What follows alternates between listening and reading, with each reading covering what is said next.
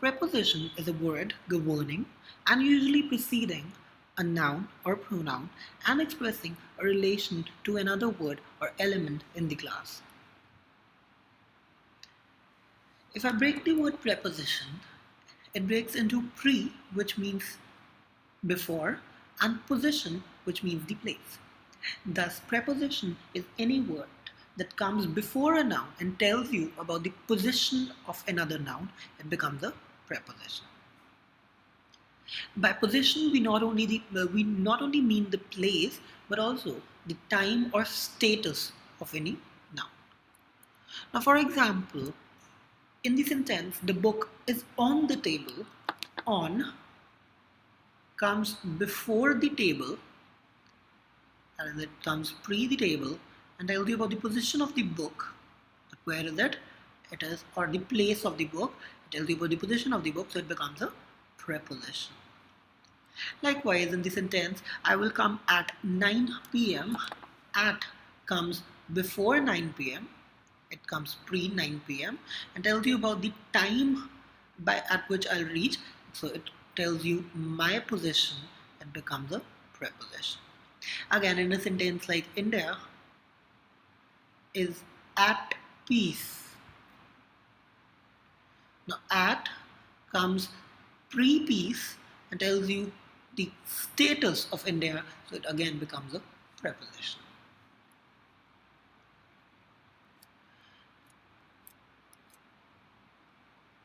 Now we discuss the types of prepositions. A preposition may be a simple preposition. By simple preposition, we mean it may be a small word that justifies or connects two nouns based on their positions. Now, the examples of such prepositions are in, on, at, above, over, etc. A compound preposition connects nouns, pronouns, and phrases in a way that it shows the relation. For example, about, across. Now, if I say, I saw a deer across the road, now here across is justifying the position of the deer with respect to me and the road, so it becomes a compound preposition. Wherein if I just say the book is on the table, there are only the justification of the book, the position of the book is with respect to the table. But in a sentence like I saw a deer across the road, the justification of the position of the deer is with respect to me as well as the road, so it becomes a compound preposition. We may also use small phrases to justify the positions of the places. So, for example, according to me, or with reference to, or by the means of, or for the sake of. These phrases are also acting as prepositions. So these are known as phrase prepositions. Now, for example, according to me, there are 3 members of this company. So according to me is a phrase preposition. Now we'll discuss the use of certain simple prepositions in general senses. For example, we start our discussion with in. Now, in is used in these manners. First thing that we all know is in justifies that there is something within or inside another thing. So if I say the pen is in the box, so if it's saying that the pen is in the box, that means that there's a box and there is a pen within the box, so it becomes in the box. So if it's a box and it's a pen, so it is in the box because it's in an enclosed space. Likewise, if I say the students are sitting in the class, now in the class, why? Because the class is in an enclosed space and the students are sitting within that class, so it becomes in the class. In is also used with the names of the places. For example, I say I live in London.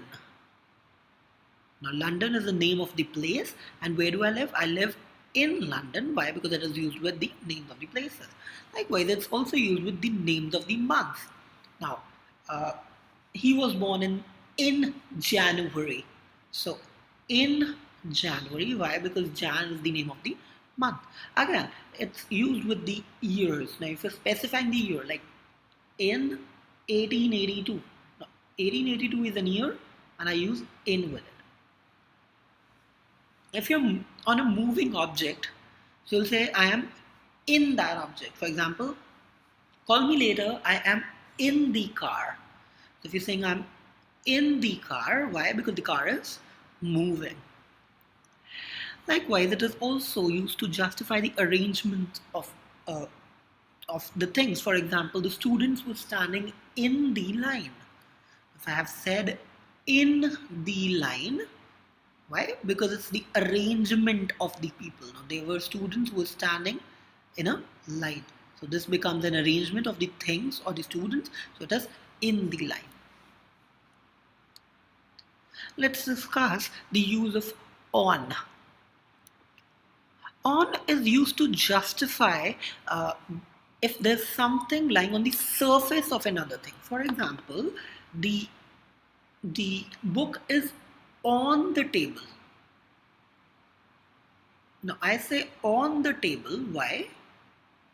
Because if this is a table, that is, it's a table, and the book is on the surface of the table, it's touching the surface of the table, so it becomes on the table. Likewise, that is used with the stationary objects. Now, it's a little tricky to understand. Now, if you are sitting on something, that is, it's an object that moves, it's a locomotive, and it is not moving right now, and you're in that object, so you'll say, I'm on that bus or car. For example, I call you, and you say, I'll call you later, I'm on the bus. This means that the bus is not moving, but you're sitting in the bus.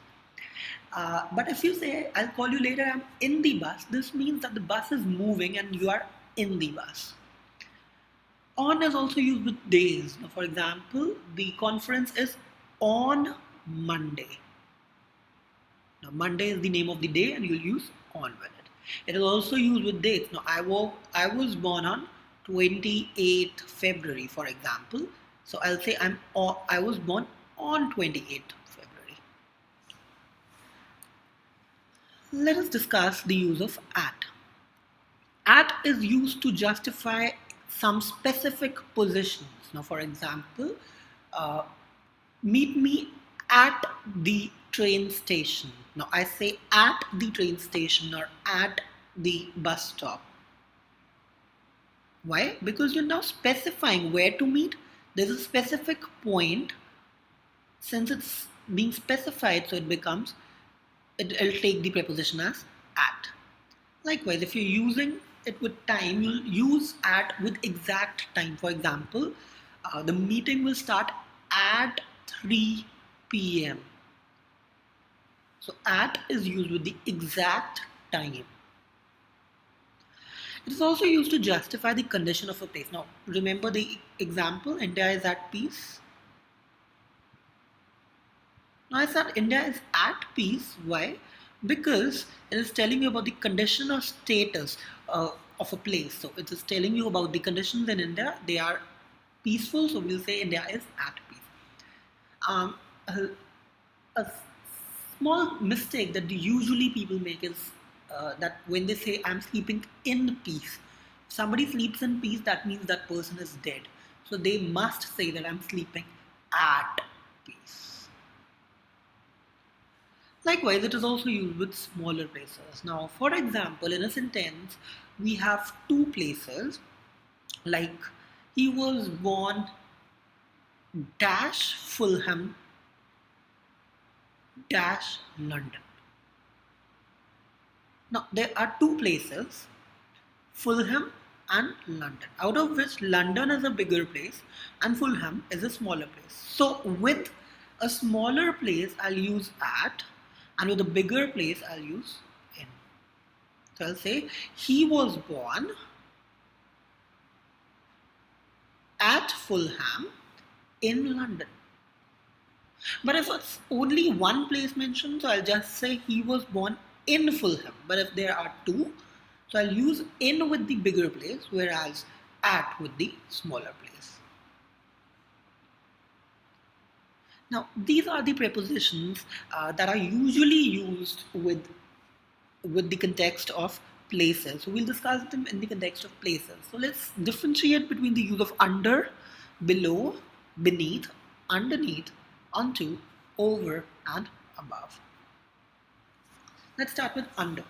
Now, under is used when something is covered by another thing and it touches the ground surface. Now, for example, if there's a table and there's this floor, this is the table, and there's something lying here that touches the ground surface. It touches the ground surface, it is under the table. Again, if it touches the surface of the thing covering, it becomes below. Now, for example, there's a drawer. We always say the drawer is below the table. Now, the drawer is here, and it touches the table surface, right? So since it is touching the surface of the table here, I say it is below. Whereas if there's a thing that is touching the ground surface, it becomes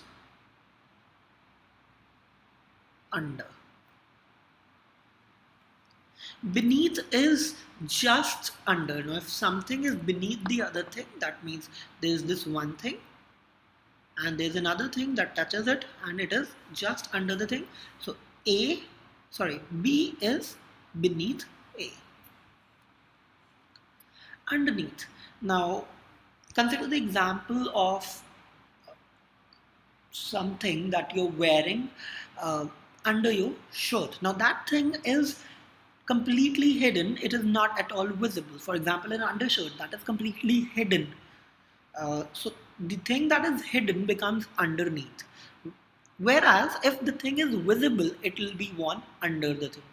I'll give you an example of a jacket or an undershirt. Now, for example, there's this one scenario where this thing is completely covered with the other thing, and another scenario where the thing is visible, right? So here you're wearing something under, but here it is underneath. Because it's completely hidden, so we'll use underneath as the preposition. But if it's a little visible, we'll use under as the preposition. Next is onto, that is covering the other thing. Now, in this scenario, the thing that is above is not completely enveloping the thing that is under. So we'll use onto with this.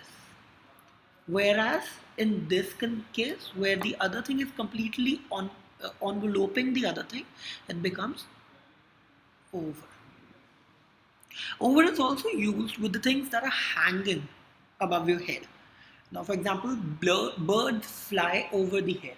Why? Because they are not stationary, they are moving. But if something is fixed over the head, it becomes above. So there's a fan above my head. But there's a sword hanging over my neck. Because it's hanging, so it will become over.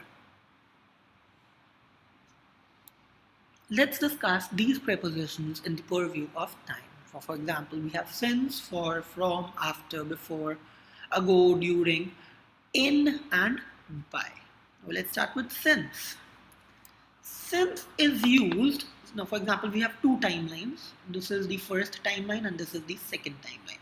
So since is used, this is the past and this is today or present.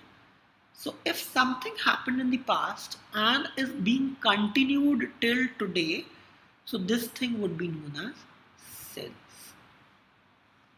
So if there's something that started in the past, but it is being continued till today, it will be since. After, just after that past, but we do not know whether or not is it being continued till today. So if we know that it happened just after some past date or day or time, but we are unaware of whether or not it is being continued till date or it was not continued till date, this thing becomes after. Before, just before that timeline is before. So before 1852 something happened, or if I have to use it in an example, I'll say there was a law that was followed before 2005, but that law was abolished after 2005. Now, in the second case, when I said the law was abolished after 2005, I don't know whether or not is it abolished today as well. But if I use the sentence like the law is abolished since 2005, this means that it was abolished in 2005 and it is abolished till date. And now if I say ago, that means exactly that much period of time before today. Now if I say, for example, let us suppose this is 2008 going on, and I say 8 years ago. So exactly 8 years ago, it would be 2000. So if there's a story like 400 years ago, so you trace back the time exactly 400 years ago, and whatever date comes, that would be the date being talked about.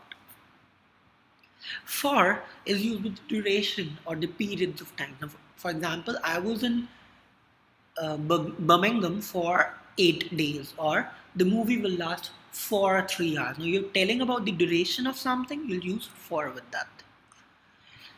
From and to are used to justify the duration. Now, for example, there's this duration of the time. When you're referring to this entire duration, you'll use for. If you're talking about the start time and the end time, so you'll use from with the start time, but to with the end time. And during is used to tell whatever you did within this duration. So during my visit to Birmingham, I visited so and so places. So if you're referring to whatever happened in this duration, you'll use during. By. There's a difference between by some time and in some time. So if I say I'll be there by 2 hours, means the minimum time required would be 2 hours. I may get late. So this is why. But if I say I'll be there in 2 hours, that means that the maximum time that I'll take to reach would be 2 hours, and I may reach before that period of time as well. So the time above 2 hours would be in, but more than 2 hours would be by. There's a difference between opposite and in front of. The difference is that if the two things are face to face with each other. So for example, this is A and this is B. Now, A and B are in counter positions and they are face to face with each other, they become opposite. But if A is here, it is in the counter position of B, but not face to face with B, so it becomes in front of. Again, there's a difference between between and among. Now, between is always used for two people. So distribute it between yourselves.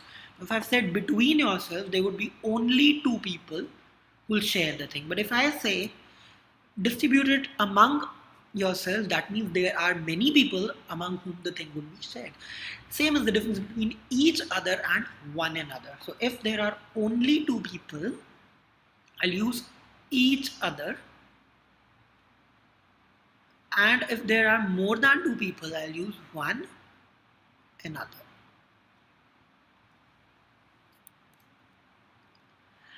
Now we have a set of words: whole, little, much, and all, few, many. Can we differentiate between both of them? Well, the difference is that these three words, that is whole, little, and much, are used with uncountables, whereas all, few, and many are used with the countable nouns.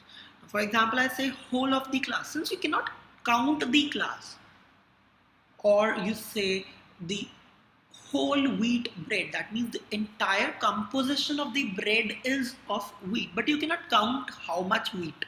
It's just the composition. Or the things that have units, they use the preposition as whole. But if the things can be counted, you can head count something like all these students. Now you can count how many students were there, 1, 2, 3, 4. You can count them because they are complete entities in themselves and you can count them. So this becomes, that would take the preposition as all. Same as the difference between little and few. Few is used with countables. For example, few apples. But little is used with uncountables. For example, little milk. Again, the difference between much and many. Many with the countables, whereas much with the uncountables.